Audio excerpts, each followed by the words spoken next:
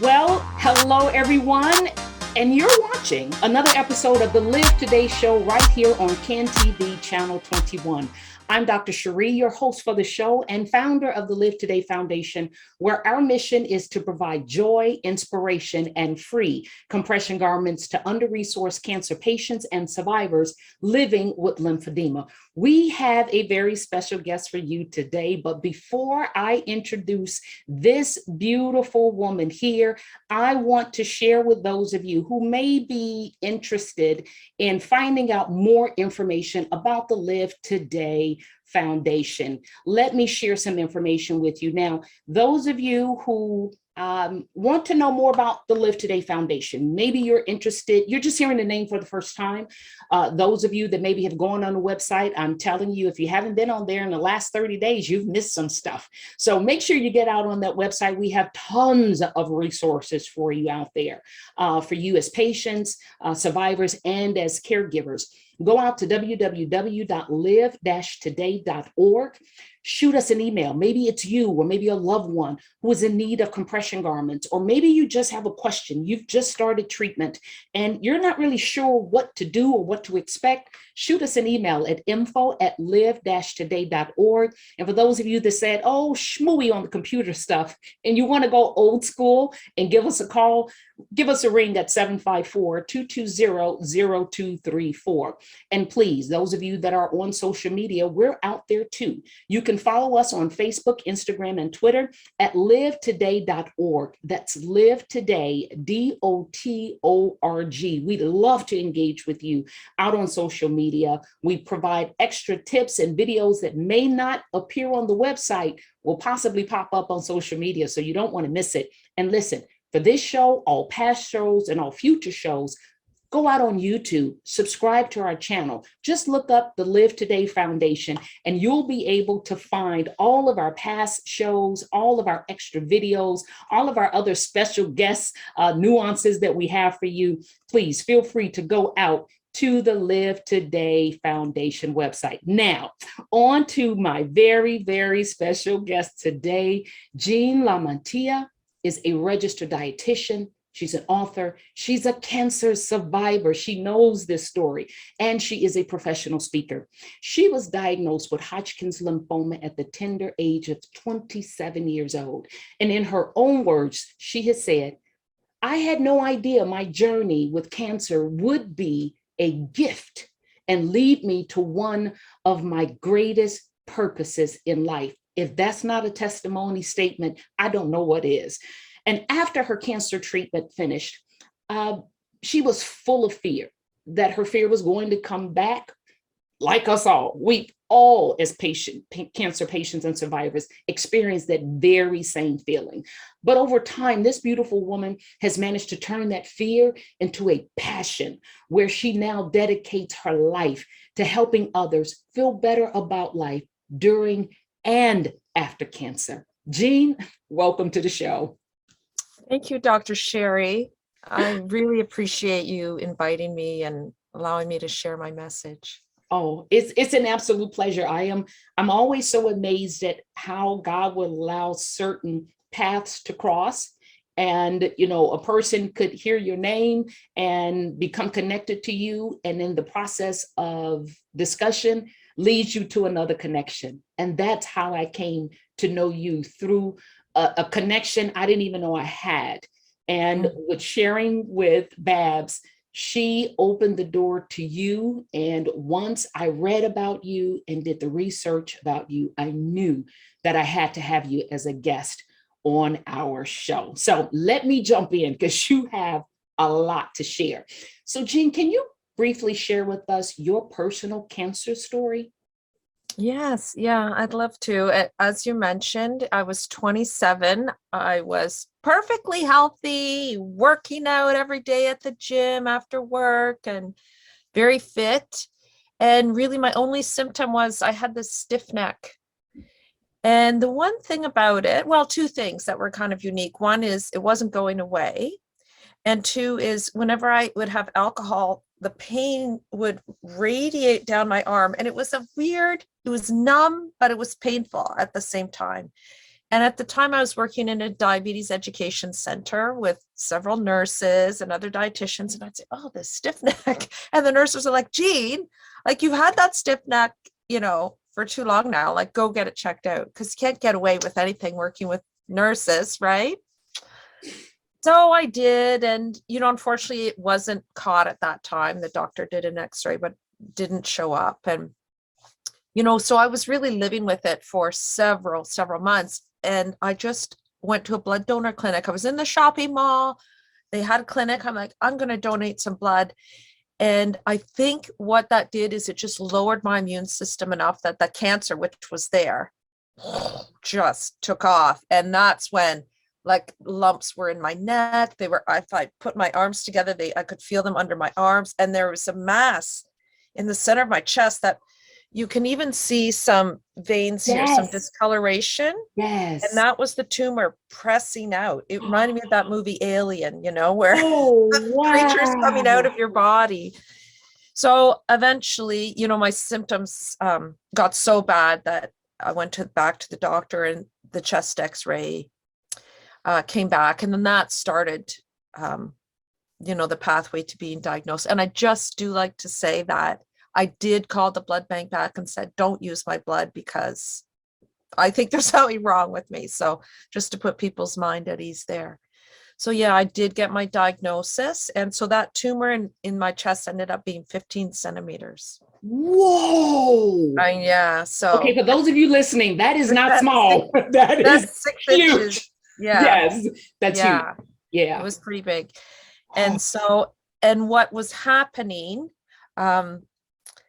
was because the tumor is in my lymphatic system, my lymphatic system wasn't working properly. And so the lymphatic fluid, which is supposed to drain and come up to this area and enter into the bloodstream, it was basically dumping all the lymphatic fluid into my lungs. So my lungs were filling up with fluid. And so I felt like I was drowning inside my own body. And I was getting more and more short of breath and harder to breathe. Like I couldn't climb the stairs. And so I was just going for a bone marrow test. I wasn't actually going to the hospital for my treatment. I was still in the staging process. And because I was so short of breath when I got there, that's how I was talking. They're like, okay, we're admitting you. And they took 3.7 liters of fluid out of my lungs. What? Almost 4 liters? Yeah. How are you even talking still? I don't even know how you even got a word out. Oh, wow. Yeah. I can't. So then they started my chemo right away. They said, we still need a gallium scan, but we're not going to wait. Let's start the chemo. So I did 6 months of chemotherapy and then a month of radiation. Wow. Gee, no wonder with that type of how you were diagnosed, right? Because a lot of times many of us will, have symptoms or little things that you just keep pressing through. You're not gonna over every little thing until you get that diagnosis, and then it kind of changes. But it's interesting how we can continue to push through our work, push through helping others, and finally it takes someone else to say, hey girl, you got to take care of you. And then by the time you do, look at how your body expressed itself initially with those little small warning signs. And thank God you went in when you did at that moment, because who knows whether or not you would have been able to sit, across the computer with me today, looking as beautiful as you are, had you not made the decision you made right when you made it. Isn't that something? Yeah. It reminds me, that the universe will first give you a little tap on the shoulder, and then it'll eventually hit you with a big stick, right? Exactly. Pay attention. Exactly. And you, like many of us as survivors, carried a great deal of fear and paranoia of recurrence. And so can you describe your rock bottom moment and how you chose to take back your power? Oh my gosh. Yes. So here's, your listeners who've been through treatment will maybe have an image in mind, but okay, so I'd been through 6 months of chemo, a month of radiation. I'm going to my very last radiation appointment, and I have this picture in my mind that when they open those big lead doors and I come out, that my radiation oncologist was going to be there. He was going to shake my hand. He's going to say, congratulations, you did it. You're cured. And so people who've been through treatment are like, Jean, doesn't work that way. And I'm like, yeah, I know now. But that was the image in my mind when I was going. So I was kind of disappointed when they opened the door and he's not there. Right. He's not, where is he? Correct. Where's my handshake? So they just gave me an appointment card. Okay. So I guess, okay, that's when he's going to tell me I'm cured. So I went to this appointment. Well, he sends me for blood work and an x-ray, does a physical exam. He says, okay, I'll see you in 3 months. I'm like, what? Where's the, where is it that you're going to tell me that it all worked and I'm cured? So 3 months later, back again. And it just took me so long to clue into this, that this is the process, right?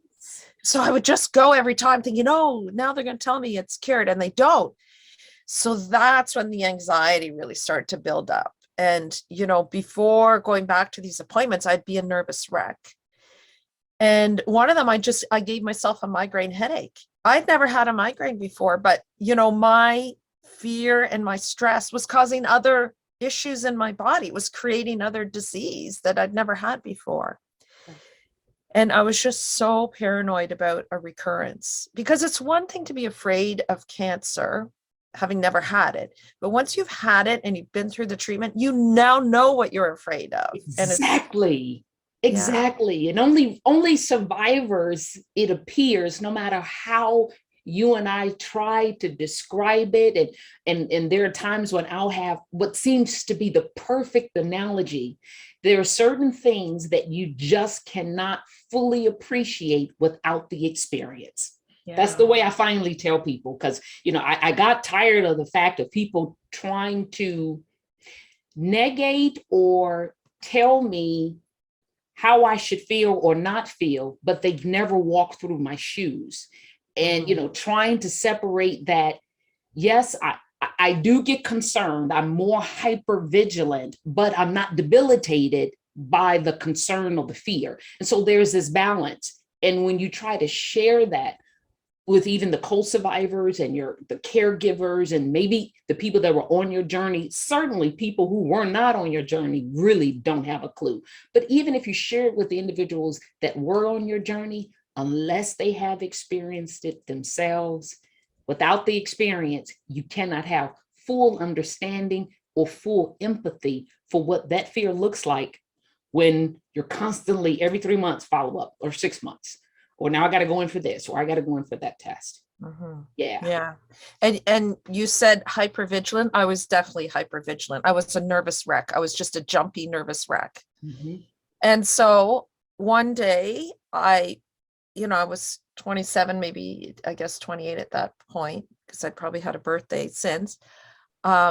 I went out with my friends. This is just me, like, starting to get my life back, getting my energy back. And I had alcohol, and I don't even remember if I had wine or beer or what I had, but I got a headache. And immediately I'm thinking, oh my God, I have mets to the brain.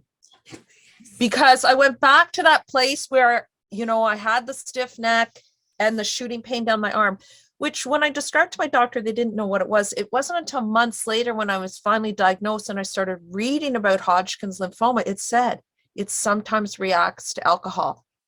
And there was that light bulb moment. It's like, that's what that was. That's what that was. Yes. And so now fast forward, I've been through all this treatment and I have my first alcohol and I get a headache and I'm hyper vigilant. I'm like, oh my God, I have brain mets. I have to do something about this. So I pick up the phone. I call the hospital where I'd had my treatment. I asked them to page the oncology resident on call. And this guy gets on the phone and I said, I'm a Hodgkin's patient. I've just finished my treatment not that long ago. I had my first alcohol. Now I have a headache. I think I have brain mets. And he was like, he laughed. He laughed at me. Yeah. Wow. It was so humiliating. Yeah. So completely humiliating. Yep. And then I can hear my voice saying, no, you don't understand. Don't you know about Hodgkin's? Don't you know that it reacts to alcohol? He's like, you're just hungover. I'm like, no, I'm not hungover. I had one drink. Like, he's like, no, you don't have brain mets. And, the conversation ended after that. And, there's this little voice in my head. It's like, Jean, you've got to get a grip. Like, you are out of control. You're just spinning. Correct. Yeah. That's a rock bottom, because That was my rock bottom. Yeah, because you can become paralyzed. You can become Yeah. paralyzed. I know for me, my personal journey, every 2 to 3 years, this will be 14 years survivorship for me now. But every 2 or 3 years, I'm chasing a diagnosis. It's back pain, it's abdominal pain, it's headache, it's shortness of breath. And when I say chase, I mean, I end up with a diagnosis. But initially the thought is, oh my God, this is a recurrence. Oh my God, this is Mets. So it's not that I've become a hypochondriac, right? And then I get worked up and they don't find anything. What my story has been, I get worked up and they do find something. And it's like, I seem to have been perfectly healthy, in great shape prior to my cancer diagnosis. But now it seems like since that diagnosis, it is a constant battle of various different conditions that I now have to manage my fear, right? Around the cancer. But then I also have to be vigilant enough to pursue a diagnosis and accept that some of what I'm going through are just mere complications of all of the havoc that my body went through in order to treat me from a life-threatening diagnosis to now living with something, including lymphedema, that I just now have to manage on a regular basis. So the journey is not easy, and it is not done once your treatment is done. You know what? Yeah. And as a proof to that, as part of your life's work, you put together something that you call a cancer risk reduction guide. And to me, I think is so important because, and so crucial and so needed, because there is this constant, sometimes battle with your health after a diagnosis. And then those individuals who may be first degree relatives of someone who was just diagnosed or they know has been diagnosed, there may be things that you can do, right, to place yourself in a position where your risk for cancer is reduced. So can you share the 3 keys to cancer risk reduction? Yes, absolutely. And I'll just give you a bit of background how that happened too, because I remember, in that hypervigilant state, asking my medical oncologist, what can I do to reduce my risk? And he said, just eat a healthy diet. And that just didn't seem like enough. And I often hear this from my clients too, that that doesn't seem like enough. Because in my mind, I'm picturing like the national food rules, right? Like you have your American food pyramid. I'm picturing the same thing. And I'm thinking, well, that's just for a general healthy population. That's not specific to me. And what dawned on me was that my cancer care team, they were really expert at detecting cancer and treating cancer, but they were not expert at preventing. Like going for my follow-ups, that's not prevention. And I find it's sometimes often mislabeled as prevention, but to me, that's monitoring, that's surveillance, that's early detection, but that's not prevention, right? No. So it planted this little seed in my mind. Yeah, someone should create like a Canada's Food Guide or American Food Pyramid specifically for cancer patients. And I carried that idea around with me forever. And I would pitch it to like different cancer organizations that I came across, and no one was really that interested. And one day I'm at the arena. It was a very Canadian thing. At the arena, my kids are doing their skating lessons. I sit beside this other lady. Her 2 girls are out doing their skating lessons. And I say, what do you do? And she's like, I'm a graphic designer. I'm like, oh, I had this idea to create this food guide for people with cancer. And she said, I'll help you with that. I'm like, perfect. That's all it took, sitting beside the right person at the arena. Yes. So here it is. This is our baby. Oh, wow. And I had to. You have to unblur. Yeah, take off the blur. Yes, take off the blur. All right, let's see here. Your background is beautiful. Take it off. You're good. There we go. Yes, we need to see this book. So Oh, yes. Oh, and yeah, it's so it's like, beautiful. Oh, it's beautiful. It's so easy. yeah, Oh my right. goodness. And so here, the top are the 3 keys to cancer risk reduction. Yes. So, and this came from me just, at that rock bottom moment, I'm like, Mhm. Jean, you got to get a grip. And I just thought, at this point, I was already a dietitian. Like, I knew where to go to find the research. I knew how to read it, how to interpret it. And so I started doing that. And it seemed to me that all of the nutrition and cancer research could fit into one of 3 categories. Either it was supporting the immune system, and then your own body's immune system was taking care of it, right? Yes. And, I was a perfect example of that. Like, I had this cancer, right? But it wasn't until I gave blood and I dropped my immune system, it exploded, Perfect. right? And you've Yes. probably often heard from people that, say, they got their cancer on the heels of a divorce or losing their job or the kid dropping out of college or the dog dying or, these stressful life events. That's what they Yes. do. They drop the immune surveillance, right? So nutrition is a part of that. So you're going to use nutrition to support the immune system. Secondly, there's an environment inside the body, right? And certain environments cancer cells really like, and an inflammatory environment of one of those. And so you can also use nutrition to reduce the inflammation in your body, Yes. change the environment, right? And thirdly, I think it's the thing that people sort of think of mostly when they think of cancer nutrition. But there are research scientists that work with cancer cells in the laboratory, and they will introduce nutraceuticals from food. So nutraceutical comes from nutrition and pharmaceutical. So they are nutrients in our food that have a pharmaceutical effect. And they can see if they add extract of garlic or ginger or green tea or broccoli or citrus fruit to the cancer that, oh, it stops this cancer cell from multiplying, or it stops the cancer cell from apoptosis. I have a beautiful image here of the Graphic. life cycle of the cancer cell. Yes. Right? Yes. So starting with initiation. So most cancer cells are our own. They start out as normal, healthy cells, and then they just have some DNA damage where that cancer process is initiated. Then the cell survives. Yes. Then it multiplies. Supplies. Yeah. Then Then it it invades the fades. tissue. And Yeah. then angiogenesis. So angio referring to the blood vessel, Blood. just like an angioplasty or an angiogram. And Right. Genesis, just like in the Bible, the creation of new, right? The Exactly. creation of new blood vessels. So now, instead of this blood vessel going by, it siphons off and it's feeding that Correct. cancer directly. Yeah. And then metastases are Metastasis. spread. But Wow. these scientists found that if you introduce a nutraceutical, it has an ability to stop the life cycle at each of those stages. Now, not every nutraceutical will target every one. So, Correct. for example, citrus might target one area, or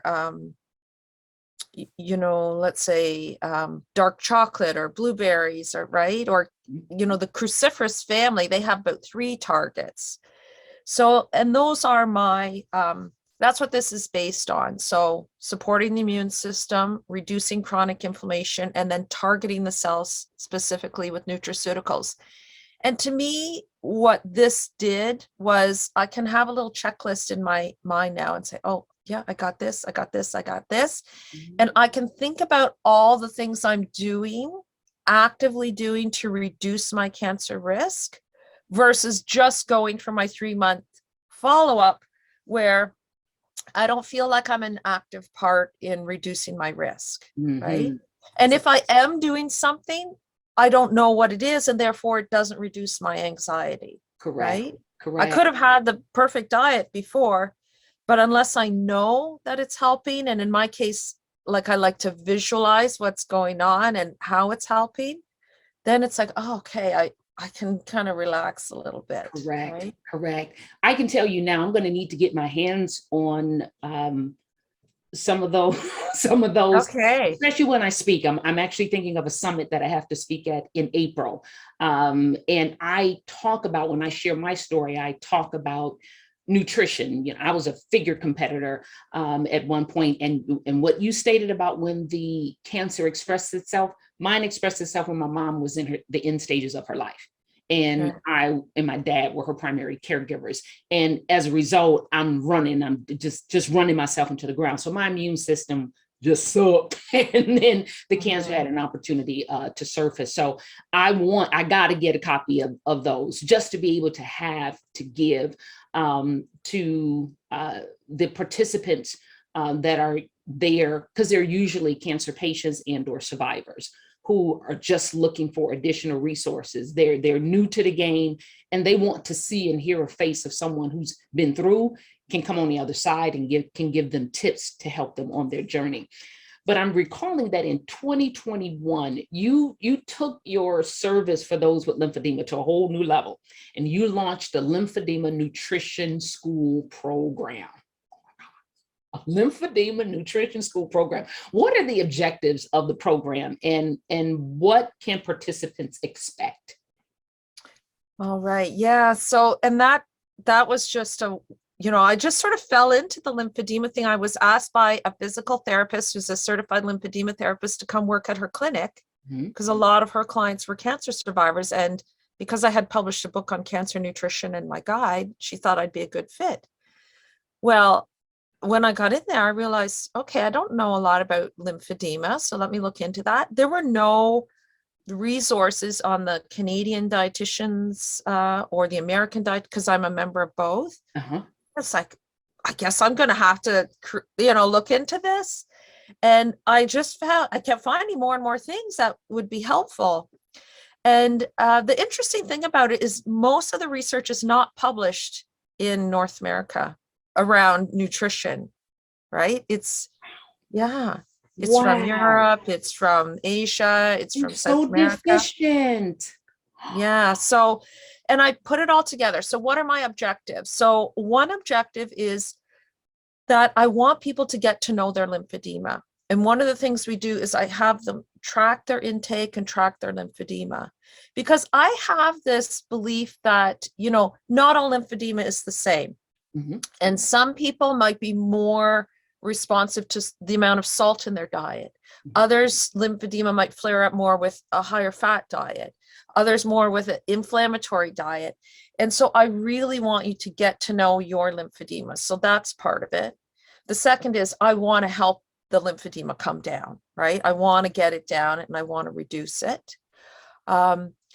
And just some overall healthier eating, so less inflammation in the diet. And what I'm finding is a lot of people are losing weight in the program as well, and that can happen too, just with the intention, just the mindfulness around your eating and just paying attention. And so yeah, I've had great success with the nutrition aspects of it, people losing lymphedema size, getting to know their lymphedema, what it responds to, people losing weight.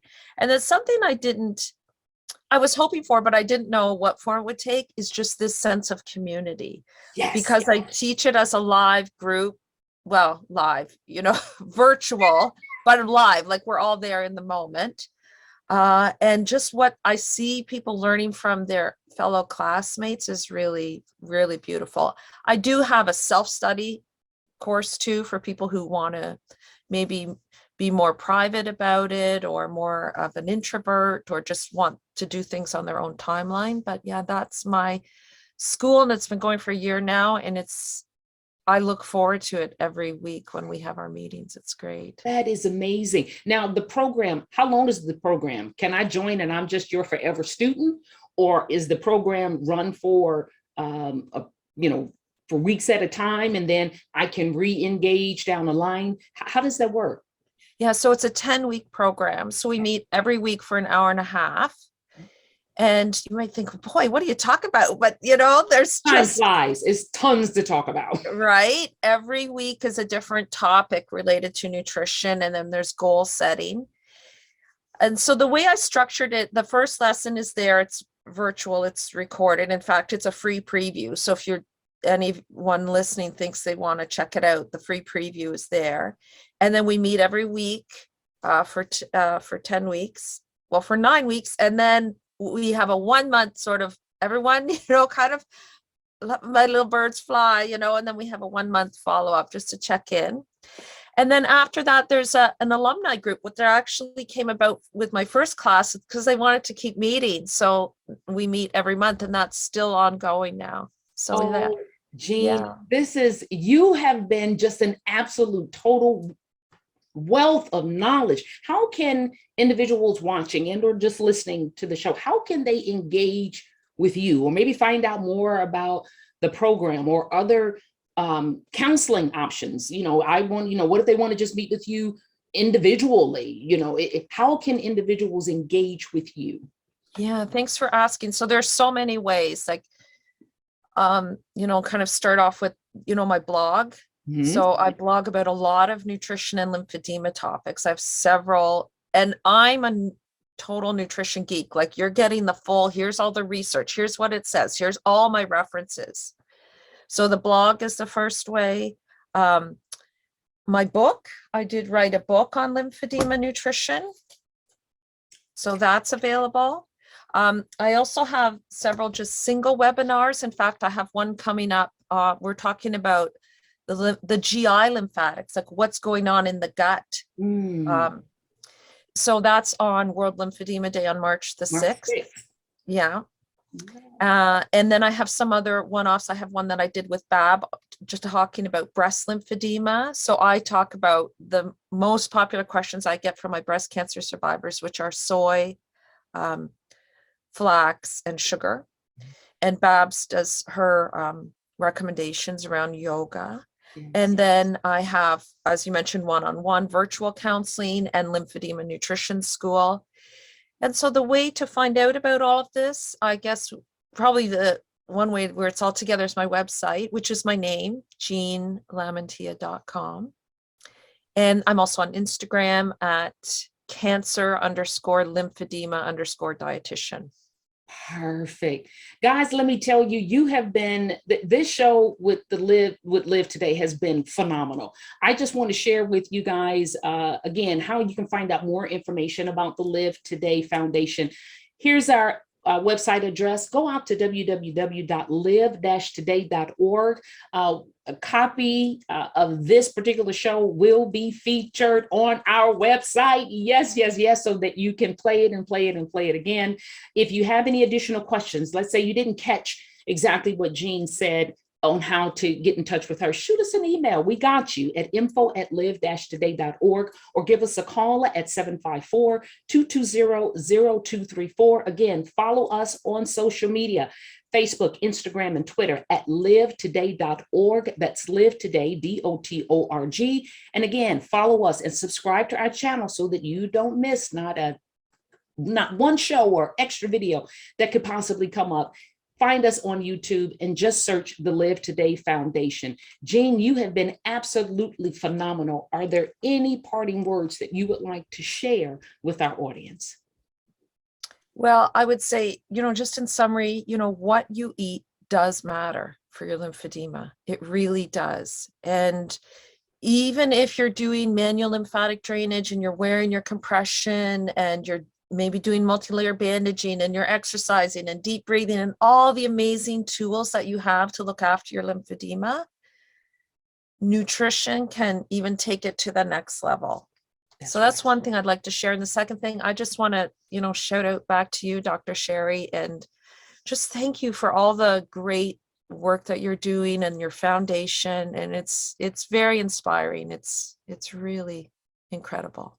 Thank you. It warms my heart to know that there are individuals like you across the world who are on the bandwagon for just wanting to make the world better and make the world better through better health, better opportunities. And again, spreading the word and realizing we're all in this journey together.